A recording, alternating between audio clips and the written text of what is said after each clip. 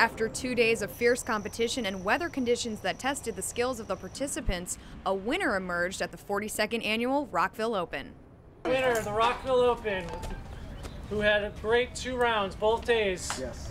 John Mackey. The golf course has really come around, and I really think that anybody that likes to play golf in Rockville, just come down and be patient, play, and it's a great course.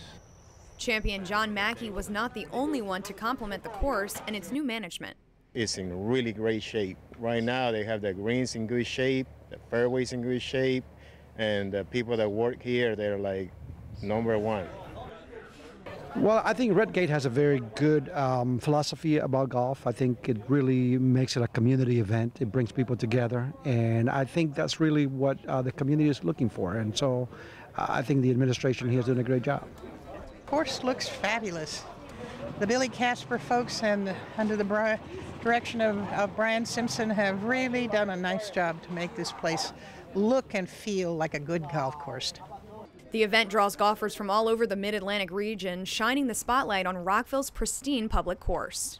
The tournament, it's a traditional tournament. It's been going on for decades. It brings golfers together from the city, but also brings golfers to the city. And it's just a nice way for people of all levels of golf to get together and have a great time.